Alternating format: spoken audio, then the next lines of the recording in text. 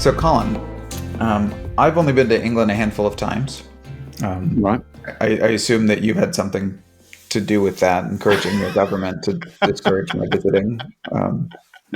Yeah, definitely. Yeah, no, I understand. I I understand why. didn't. I didn't realise that you knew, mate. Yeah, no, I mean, you can only get that message so many times. One of the times that I visited, I went to a conference at London Business School, Oh which was yeah, yeah, great. And man, I loved visiting London. It was fantastic. yeah. That part of the city, I was surprised to learn the London Business School is actually nearly adjacent to Baker Street in Yes, London. Yes. it is actually And in a. There's a cut through that's. I use that as a cut through to avoid traffic, and it's actually near a place called Regent's Park, which is yes, yeah, I was also able good. to walk through there. Beautiful. Yeah. Yeah, But this is the Baker Street, as in 221B Baker Street, yeah. where It's Sherlock just just Holmes. just down the road. Yeah, Yeah, absolutely. it's like literally right around the block from London Business School. And so I was reminded as I was walking around the London Business School, they have a Sherlock Holmes Museum on Yeah, Baker Street. yeah, It's not actually at 221B. Somebody lives there apparently, but it's a yeah. couple doors down. It's And very close. there's always a line outside, mate. There's always a line. Yeah, Yes, very very popular attraction. And so if you go inside, then they've set up an apartment at on Baker Street to look like Sherlock Holmes's apartment as described in the books. Right? yeah. So there was a professor at London Business School named Kent Grayson. He's now at Northwestern, but he was. Sorry, can I just stop you there? Because Yeah, I go for thought it. you were going to say there's a professor there called Moriarty. Yes, and I should have. That would have been a better transition. Math professor, always had chalk on his hands. No, so Kent Grayson, um, who I was able to take a class with when I was a student, is a fascinating guy. And he's very interested in the topic of authenticity. And so when he was at London Business School, he conducted some research where he went and talked to people visiting this museum. Right. Now, they call it a museum. It's actually not a museum, Sure. right? I mean, museums are Things that are real. factual, right? That Yeah. history museum, an art museum, you're going Yeah. to actually see the thing. Sherlock Holmes was a fictional character. Yeah. There was no apartment that he actually resided in. No. Um, but the people who went in, they saw this replica, and he came out and he asked them about the authenticity of the museum. Yeah. And that should have been, this is some of my favorite kinds of research, where the question itself should have been too absurd for people to answer, right? Sure. How authentic was the museum Sure. of this fictional character? Sure. And people had opinions, right? And so people would be like, well, I thought this room was very authentic, but the bedroom did not seem very authentic to me, or Sure. this piece of furniture was actually anachronistic. It was Sure. from the wrong. It was from IKEA. It was wrong. Exactly. Sherlock Holmes did not like Scandinavian modern furniture. Everybody knows that.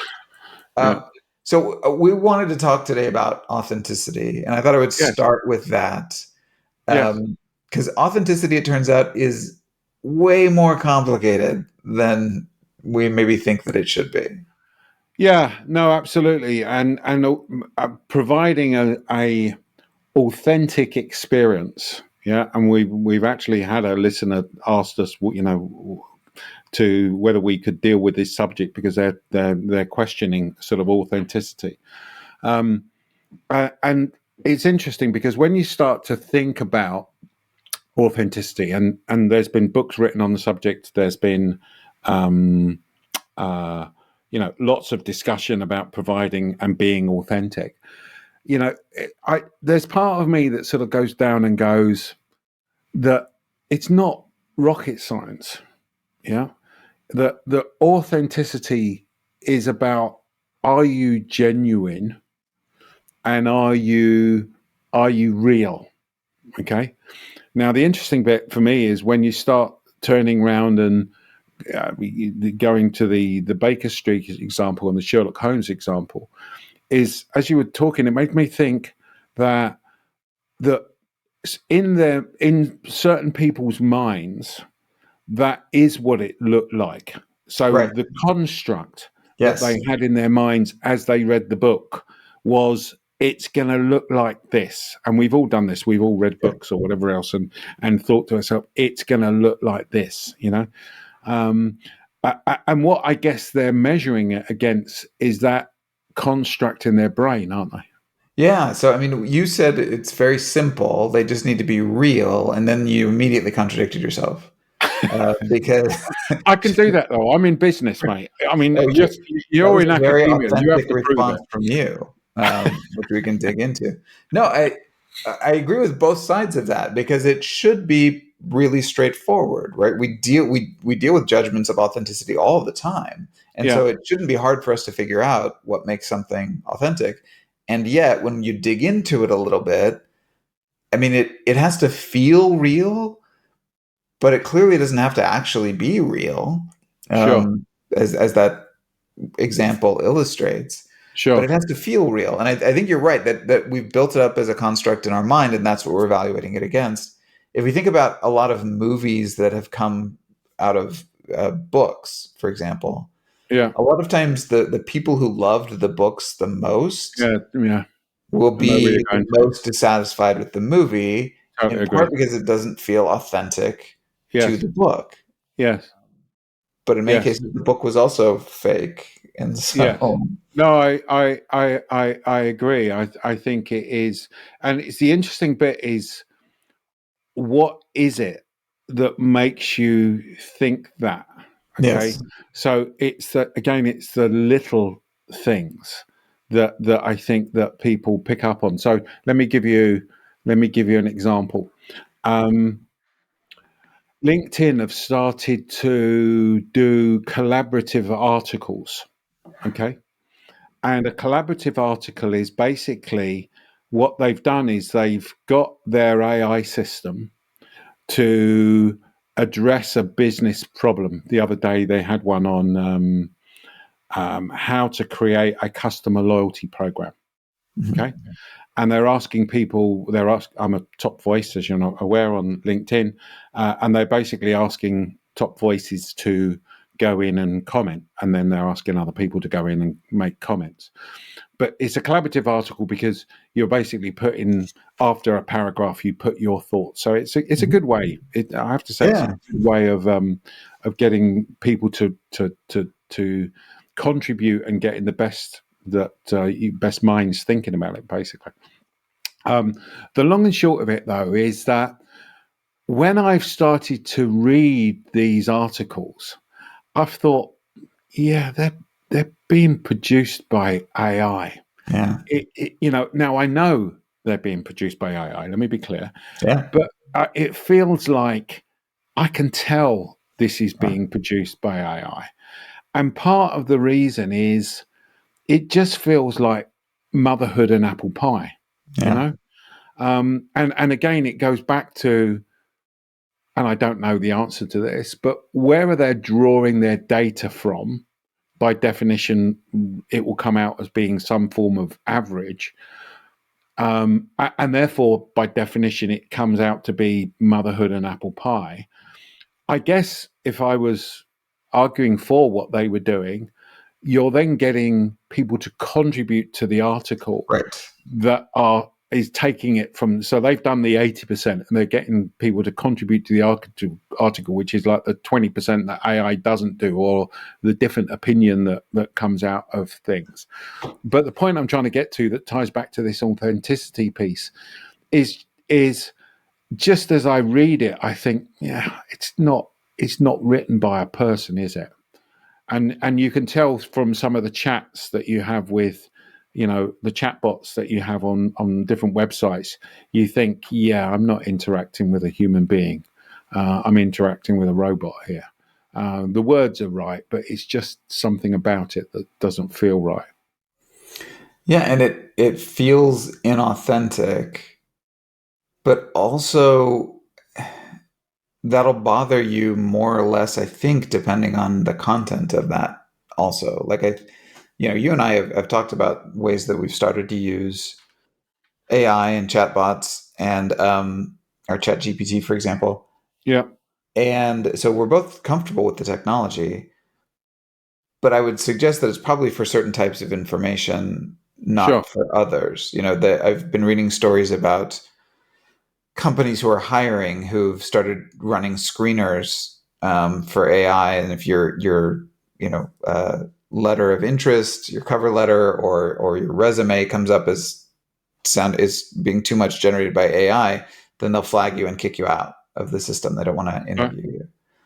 Which, on the one hand, like I get because it doesn't feel authentic. Like if you really wanted to work here, you would put in a little bit of time. On the other hand, like if you're getting all the information that you need from these people, what matter is it that it comes through an AI sure, bot? sure, I sure. think that these perceptions of authenticity drive a lot of our reaction to things, and for certain things they matter a lot, and for certain things they'll matter less. Yeah. You see, I would argue that so lots of organizations are saying they want their experience to be authentic. Yes. Okay. I would say that there are a lot of organizations out there who are providing an authentic experience. It's just crap. Their experience is just bad. Yeah. Yeah.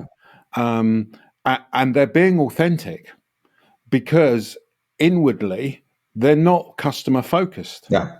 Yeah. And therefore they're not providing. They're being authentic because they're providing a bad experience because that they don't think of the customer. Okay. So Uh, I sorry. Let me just move no, on. go ahead. Go ahead. I think the issue for me is what they're really saying is they don't like the image or the Yes. experience that they're projecting, and they want to be something else. And what they're trying to do is pretend they're something else without actually looking at the core reasons, yeah, that are causing them not to be customer centric. All they think they can do is put this mask on that says we look like this, and what happens is the customer, just like we were having the conversation with about LinkedIn, the collaborative article, it's the customers looking at it and going, "You're telling me that, but you're not that, are you? Really? You are. You're not, and that means that that's not. This is not an authentic experience." So I like the distinction that you made there. The way I would frame it is, I agree with you. I think that the experience is authentic in many cases to what the company is. It's the Yeah, messaging that's inauthentic now, right? So sure. that's the mask that you're talking about. Like, oh, well, we don't like people thinking about our terrible customer experience. So we're going to talk about how important it is for people to have an authentic experience. We're going to talk about how important it is for our Yes, customers to be happy. But all of that is very inauthentic. That does not reflect who sure. the company is. Yes. And because they're then doing it across many different multiple touch points, classically with a large corporate, then the the propensity of different experiences coming out there is clearly much larger. Yes. Yeah. So I think what it says to me is you got to go, if you want to provide a authentic experience, you have to start at the beginning. So let's assume that you are providing you want an authentic experience. I guess the first question, actually should even be why. So why do you need an authentic experience? And I presume the answer would be because it will get us more money. Okay. And therefore, by definition, you're then into going, well, what does the customer value? So there's, if authentic means genuine, you can be authentically bad or authentically good. If you're authentically bad, then that I presume is going to reduce reduce your revenues. If you're authentically good, then it defines what actually good means, and that should be defined by the customer as to what what they would value, and then the organisation should be created in what's providing value. Does that make sense? Bit It waffle. does. That was quite a journey to get there, but it Yes. does. Uh, can we stop here and try to define authenticity? I thought I So, had, mate. um, Genuine and real. I mean, come on. How else can you improve that?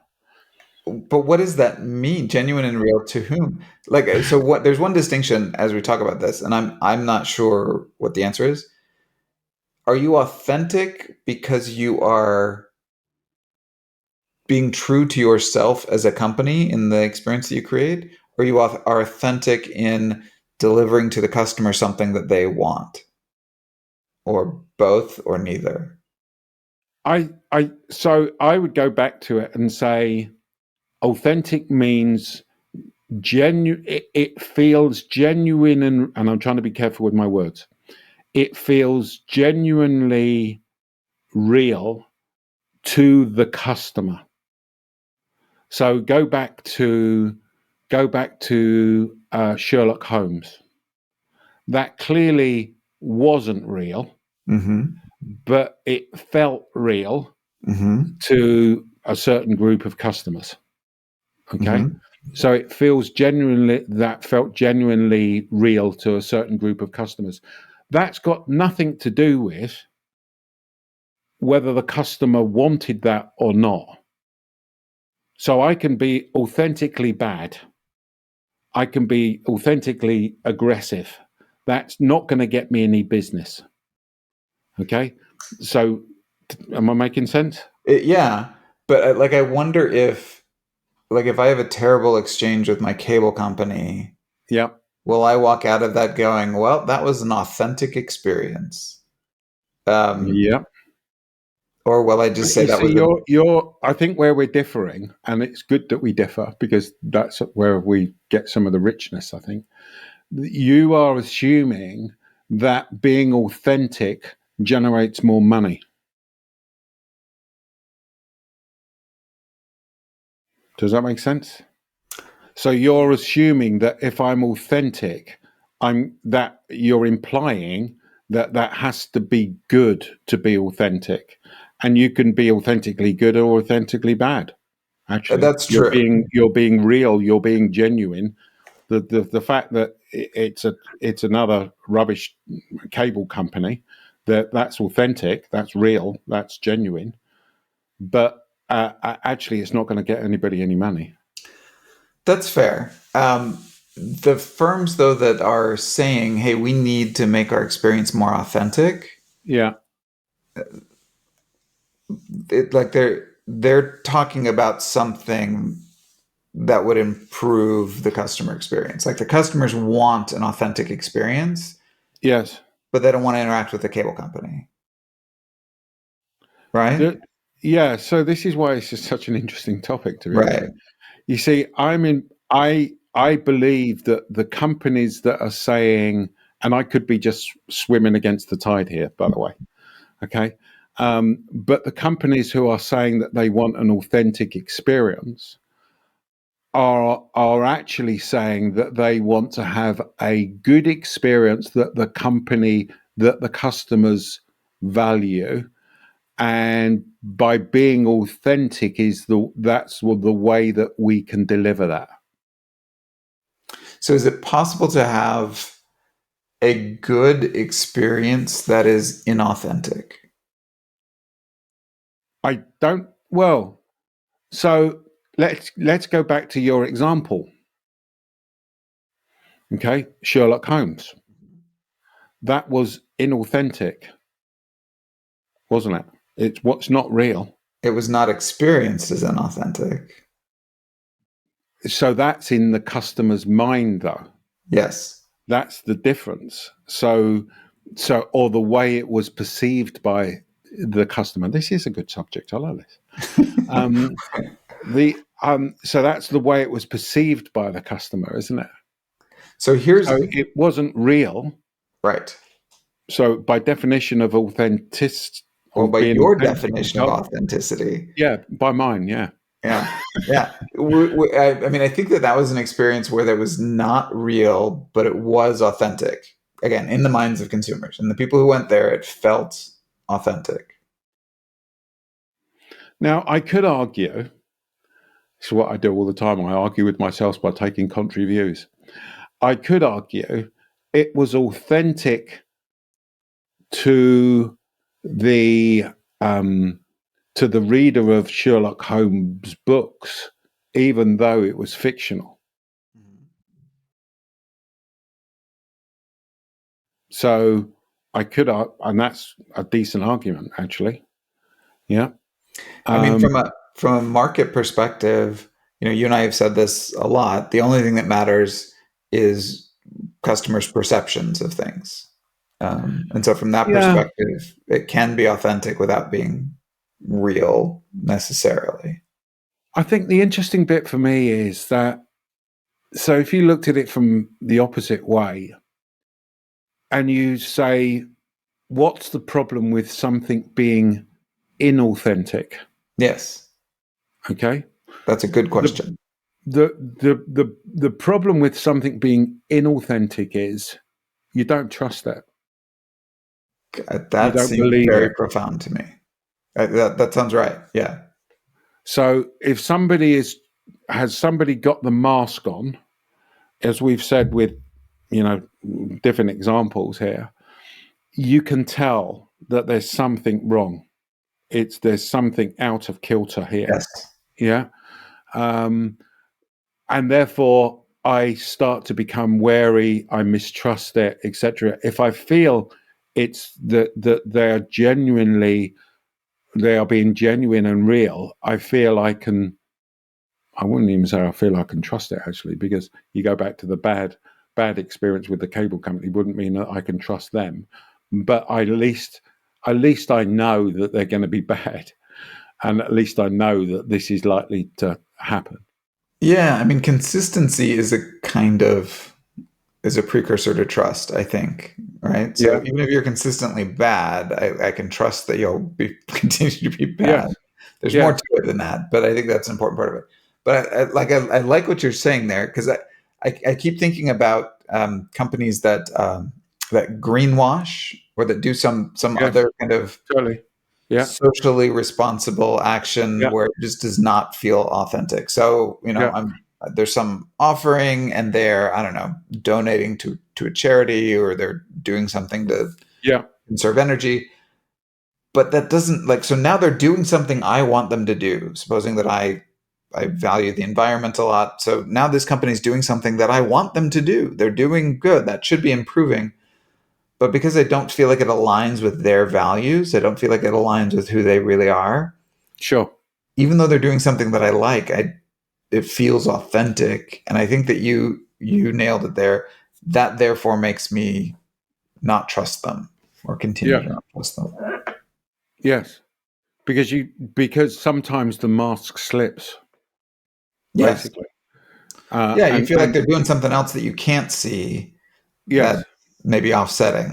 And for reasons that Yes. you don't know, and maybe it's just me being suspicious in my old age.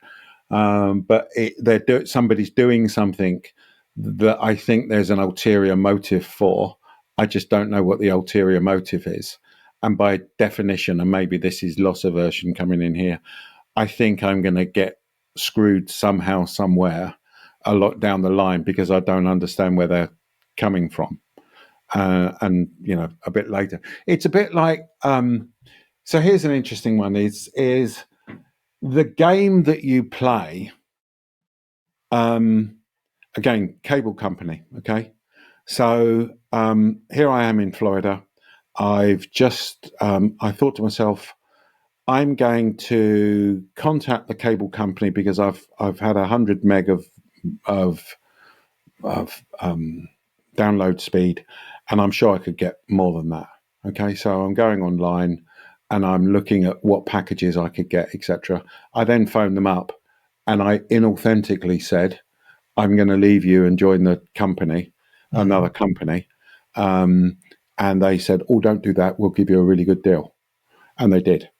Yeah, and I guess, but I knew that was what would happen. Yeah. I trusted in their, I don't know what word I would use to describe it. I trusted that they would follow what I consider to be a bad practice. Because for me, if you're a loyal customer, you should be getting the better deals anyway. Right. Right? Right. Just out of interest, I increased the speed from 100 meg to 1 gig, and I'm now paying less money. I mean, how can you justify that? That just makes you feel like a sucker Yeah, before. no, Yeah. absolutely. And you go, yeah, but to be honest with you, are they being authentic? Yeah, I just wouldn't trust them as far as I can throw So, them. so I think that this is you've convinced me on this point. So I think that the way that I would phrase it, and see if you agree with this, Yep, if we're looking at improving our customer experience, we can consider valence, right? So is it a positive experience or is it a negative experience? If it's a negative experience, it doesn't matter what else you're doing, right? yep, Authentic, inauthentic, like it's a bad experience. You need to fix that first. yep, If we're in kind of positive territory where you've got an experience that is overall good or at least not bad, then other factors start to matter, and among them is authenticity. So far so yep, good. Do you agree with that? Okay. yep, So if you're already providing your customers with a positive experience, one of the things they're going to start to factor into that is how authentic is that experience. And I think we've come to an agreement that that tends to matter because it flows back into perceptions of trust. If it's a positive experience, but it feels inauthentic, then that's a sign that I don't trust you as a company. yeah. You see, I would argue that you shouldn't be trying to providing an authentic experience. You should just be doing it. Right. It should be authentic. So it's Yeah. not a question of trying to be authentic. You are authentic because that's the way that you are. End of story. You know, Well, warts but and again, all. like that's a factual statement. But what matters is how customers perceive you to be. Sure, Right. So if you're sure. providing a positive experience, right? Like if this company starts greenwashing and starts like promoting its Yes, environmental cred, yes. that's a positive experience, and they're doing something more. But that could reduce my perceived authenticity. So I think it's you. I resist the idea that anything you do is authentic because anything you do is reflecting, your true values as displayed by the fact that you're doing it. I think that perceived company motivation matters. Perceived company motivation matters. So if I think Yeah. you're So like, I think where we're coming to is it's the perception of the customer and the feeling of the yes, customer. And I wouldn't say that they would. So their perception of what the organisation doing, if they feel that the company is being genuine or being real or being authentic, they may not be. But if the customer feels that they are, that's fine.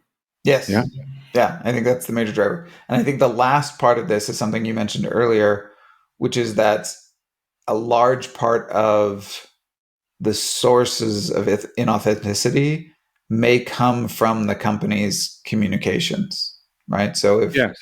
if we are saying we are something we are not, Yes. then any action we take may be authentic to your point earlier, but it is now inconsistent, and that therefore makes it feel inauthentic because we can't trust your Yeah. motivation. I think it's certainly about the messaging, but it's that phrase, isn't it? You know, actions speak a Yes. thousand words.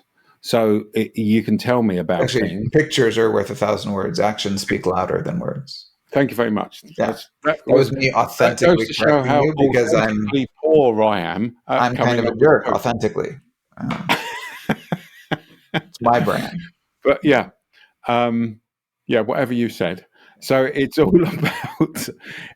about the actions. Yes. It's about the messaging and the actions. You can say one thing, but actually, if you then start doing something else, there'll be many examples All of right. going, So well, I'm no, you're gonna saying that, but you're not saying that. the way you phrase that, I'm gonna tie us off here with one last bit of um, theory that just occurred to me. Okay. Within ourselves, if our actions and our behaviors, our actions and our beliefs rather, are inconsistent, that causes cognitive dissonance. Right. So Yeah. if I believe two things that are in conflict, or if I believe something and then I don't act in accordance with it, that is very uncomfortable and leads to a lot of behaviors. And we've talked about Yeah. cognitive dissonance before. It's an idea that's very popular.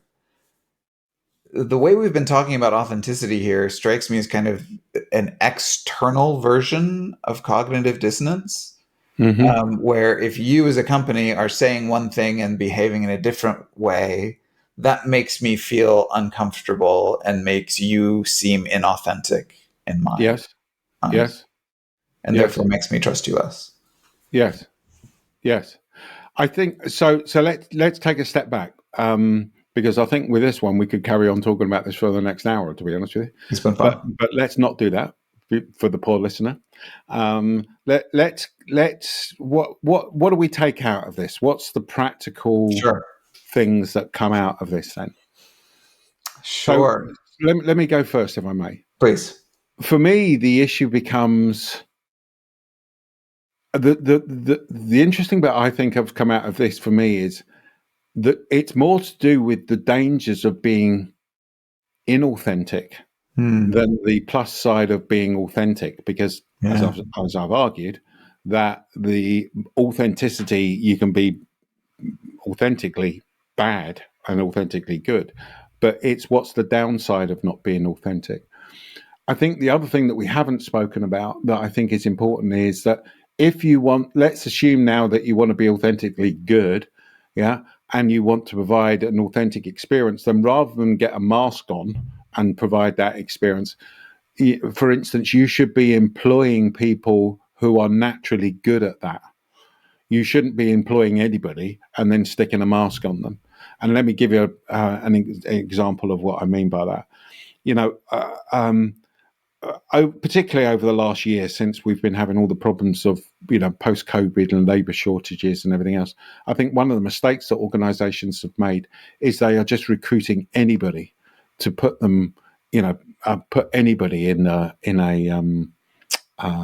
service role, and there's a number of people that just shouldn't be in the service roles, basically, and therefore, if you want to provide an authentic experience, you've got to pick people who are naturally good at providing service or emotional intelligence. And we did a podcast on that a few weeks ago. So if you want to be authentically good, then you need to be making sure that everything in your organization is aligned to that, including recruitment, training, measurement, etc., because all those things help you be authentically good to your customers. End of Those are all story. good. I would just reemphasize this idea of acting consistently within your organization. Make sure that what you're communicating is consistent with how you're behaving. It also struck me as we were talking that I think a lot of the problems of inauthenticity come from inadequate customer centricity. Yeah. So if we have the customer as central to our business model and that all the decisions that we're making, then we should be authentically creating value for the customer. If we think like an example of greenwashing, for example, we've got a company where its focus is not necessarily pro environment, its focus is something else. But then we identify, oh, there's these large groups of customers who seem to care about environmental factors. Let's try to like incorporate that into our offering. We're not changing anything structurally about our business. That's not what our brand stands for. That's not who we've been. We're just kind of like papering that over our offering. And Yeah. that feels very inauthentic. Whereas if we were had more customer centricity, if we were more all in on focusing on our customer, Yes. recognize that our target customer really values environmentalism, that means we need to be aligned with that in Yeah. everything we do. And then Yes. that should over time feel more authentic. Yes, I agree with you. I agree. And got to say, mate, this is the first time on this podcast that I've agreed with you, but I'm only joking. Yeah, that was inauthentic, Colin. I didn't believe you for a second. Not consistent at all. This was fun. Great. Yeah, good. Okay, so interesting debate. Thank you. And we look forward to having another interesting debate next week. Also not authentic, Colin. Nobody's believing you when you say that either. Yeah. We definitely don't look forward to having an authentic discussion next week. So, okay. Look forward to talking to you next week, everyone. Cheers.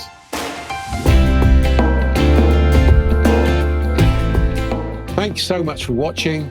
And if you enjoyed this video, please make sure you subscribe so you don't miss an episode.